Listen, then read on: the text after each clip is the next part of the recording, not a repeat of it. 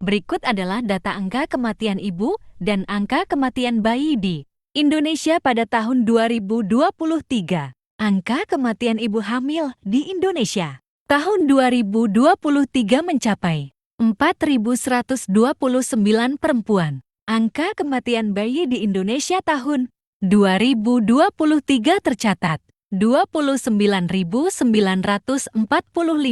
AKE dan AKB merupakan indikator derajat kesehatan suatu negara. Angka-angka ini menunjukkan kemampuan dan kualitas pelayanan kesehatan. Meskipun sebelumnya mengalami penurunan, AKE dan AKB di Indonesia masih tinggi. Indonesia masih jauh dari target Global Sustainable Development Goals SDGs tahun 2030, yaitu AKI 70/100.000 kelahiran hidup dan AKB 12/1000 kelahiran hidup. Tingginya AKE dan AKB disebabkan oleh komplikasi pada kehamilan dan persalinan.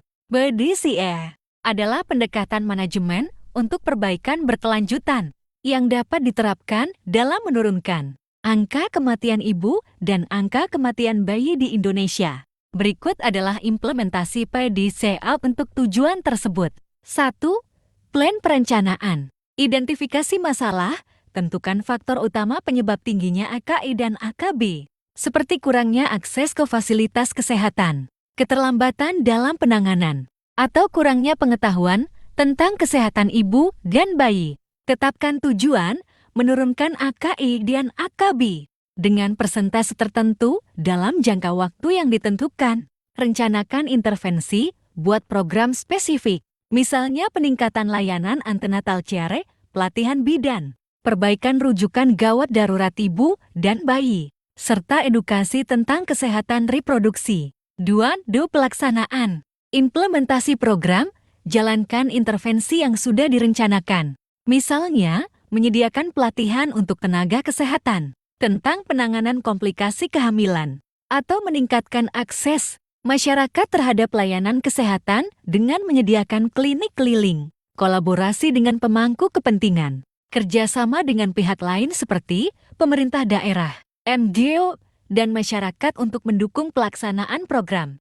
3. Cek pemeriksaan, evaluasi hasil sementara, pantau indikator seperti cakupan layanan antenatal, jumlah komplikasi yang teridentifikasi, atau waktu respons penanganan darurat. Analisis data, bandingkan data AKE dan AKB sebelum dan setelah intervensi, serta evaluasi apakah terjadi penurunan. Identifikasi hambatan atau masalah yang muncul selama implementasi.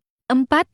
Tindakan. Penyesuaian program, lakukan perbaikan atau modifikasi pada intervensi berdasarkan hasil evaluasi. Misalnya, jika ditemukan bahwa cakupan pelatihan tenaga kesehatan masih kurang, maka perlu ditingkatkan lagi. Replikasi dan pengembangan lebih lanjut, terapkan pendekatan yang berhasil di wilayah lain, atau skalakan program untuk cakupan yang lebih luas. Dengan menerapkan siklus PDCA, upaya menurunkan AKI dan AKB dapat dikelola dengan lebih sistematis dan berkelanjutan, serta memungkinkan penyesuaian terus-menerus untuk meningkatkan efektivitas program.